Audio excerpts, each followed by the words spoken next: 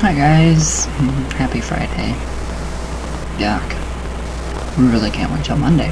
So, alright, kinda taking a detour from traditional witchcraft for today. We are going to go over why it is so important that we are bringing back the ghost telling stories around the Christmas, in Yule and whatever you want to call it, Hanukkah, all that good stuff. So, Christmas ghost stories. Alright now, so according to the Smithsonian, telling holiday ghost stories is a tradition that dates back to the time before Christmas was commercialized during the tail end of the Victorian era.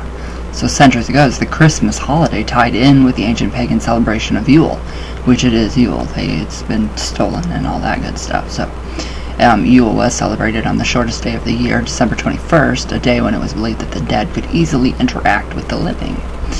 So I find that it is more so during Yule that the dead interact with us and our mediumship skills increase during Yule more so than Samhain. But that's just for me. Pagan themes matched with the warmness of spending time with loved ones. It was the perfect mix for the tradition of telling holiday ghost stories. Wow, what is going on?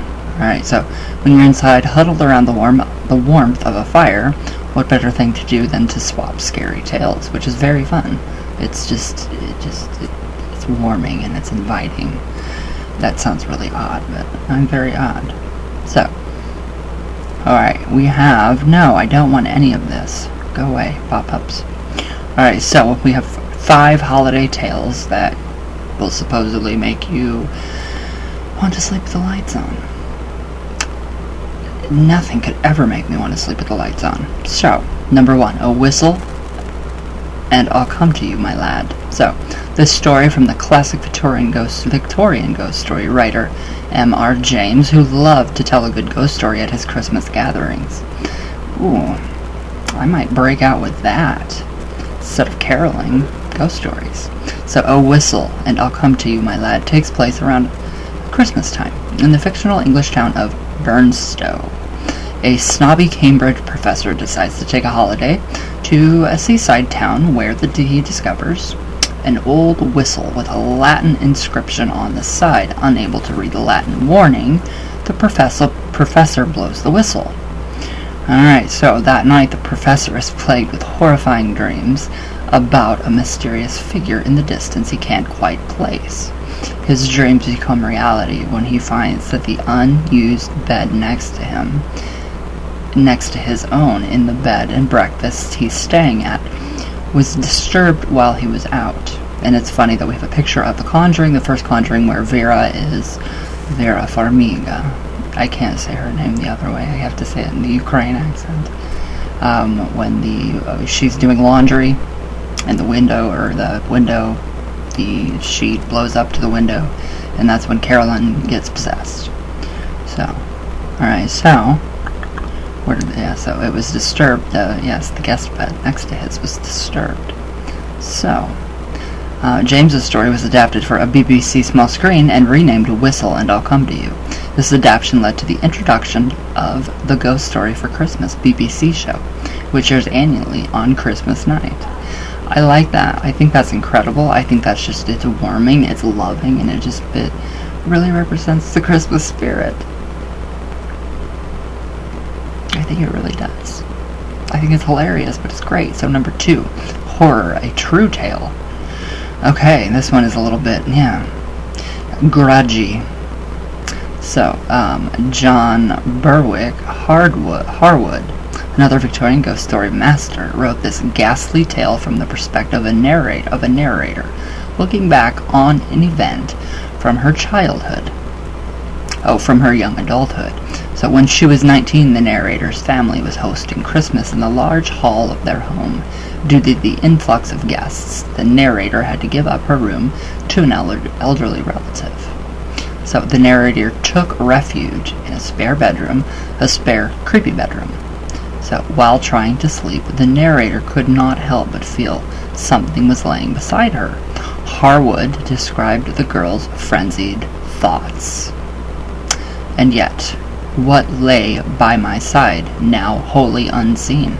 I strove to pray aloud, and there rushed on my memory a flood of weird legends, and I shuddered as I gazed on the blank darkness where I knew it lay. It stirred, it moaned hoarsely. Ooh, hoarsely. I drew myself from it, shrinking away in loathing and terror of the evil thing. What I knew not, but felt that something malignant was near. Malignant was near. Creepy, I love it. Ooh. Alright, 3, A Christmas Carol. We all know this one. So, this compilation wouldn't be complete without mentioning the most renowned holiday ghost story, A Christmas Carol by Charles Dickens. So, first published in 1843, Dickens crafted a story revolving around the miserly Ebenezer Scrooge. Scrooge hates Christmas and cares only for the change in his pocket. So on Christmas Day, while Scrooge spends his holiday alone, I would love to do that. That would be incredible. And just peace and quiet. He is visited by the ghost of his former business partner, Jacob Marley. So Marley is bound in chains and weighed down by money boxes. He warns Scrooge to avoid the same fate. Later, Scrooge is visited by 3 other ghosts: the ghost of Christmas past, the ghost of Christmas present, and the ghost of Christmas yet to come. They show Scrooge how he became the man he is, how his ways affect others, and how his peers celebrate his future death. After being visited, Scrooge decides to change his ways and goes forward, treating his fellow townspeople with kindness and respect. So, yeah, I love that. It's pretty interesting. It's very interesting. So if you're digging these Victorian-era Christmas ghost stories, then this website, what is it? HelloGiggles.com recommends you check out the Valancourt Book of Victorian Christmas Ghost Stories on Amazon. It's packed with traditional ghost stories that were told at the hearth during the holiday season. Alright, now, the hearth is very, very important within traditional witchcraft. So, alright, number 4, A Christmas Ghost Story. Alright, this one's pretty cool. I like it. Okay, so a more modern tale by Danny B. Stewart for UtahStories.com. A Christmas Ghost Story is short, sweet, and seasonably heartwarming. During a late December snowstorm, a young boy treks out to the barn on his property while on a mission to feed the horses and check on litter for kittens. Just before entering the barn, the boy falls and injures his hand. He wishes his mother was there to comfort him. While he rests and feels sorry for himself, he hears soft music from his father's radio. Yet his father is nowhere in sight. The boy turns the radio off, but then the radio turns back on by itself. And this time, Silent Night croons from the speakers. Again, he turns it off, but again it turns back on. A warm, hug-like sensation overcomes the boy and he feels better. After this experience, the boy searched for the same version of Silent Night to no avail. Wow, that would be really interesting. That's really interesting. Perhaps it was the spirit of Christmas providing him with comfort and joy. So that's pretty interesting. That is very sweet. I love it. I love how the ghosts of the past and the present and the future, all of them just come at once, because everything is existing at once. Now we have 5, and this is the infamous story of Krampus. So this is one of the ghost story. This one is less ghost story and more myth, but it's perhaps the best known of the weird Christmas-related legends. Half goat, half demonic creature, Krampus is the punisher of naughty children. Draped in chains and bells, he tags along with St. Nicholas during the Christmas season. And he beats bad kids with birch branches or stuffs them into his sack and hauls them away to his hidden lair in the underworld that is very closely related to Gryla. So, according to National Geographic, Krampus is supposedly the son of Hel, the Norse goddess of the underworld. So his name comes from the German word for claw, Krampen. And his legend has been woven into century-old German Christmas traditions. So now in modern times, the Krampus legend has been reborn into annual Krampus runs, during which costumed men take to the streets to scare children and adults into being nice. So, however, in our opinion, these events create the perfect opportunity for the real Krampus to visit town and go unnoticed. Just saying.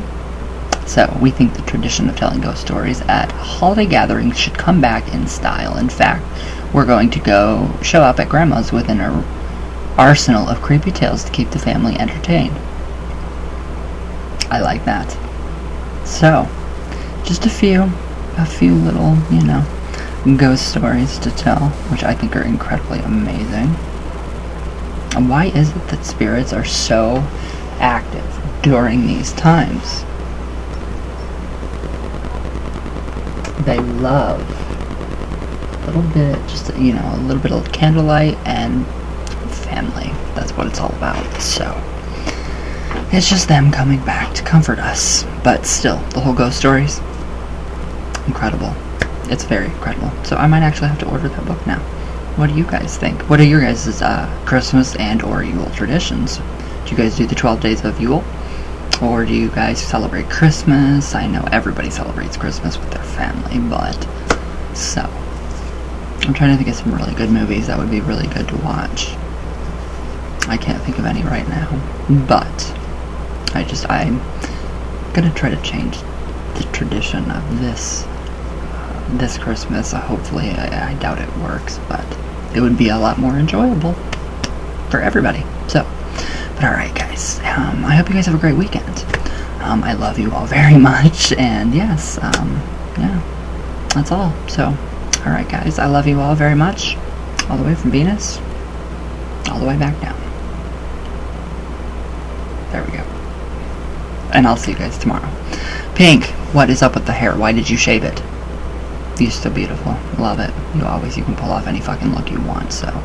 Alright. Anyways, enough of that. People are freaking out over Pink's shaving her head. It's only hair. It grows back. I've done it like 12 times, so. Alright guys, I love you all very much. And thank you guys for watching. And, yeah. Read some ghost stories right before you go to bed on Christmas night. Alright guys, I love you all, and thank you guys for watching.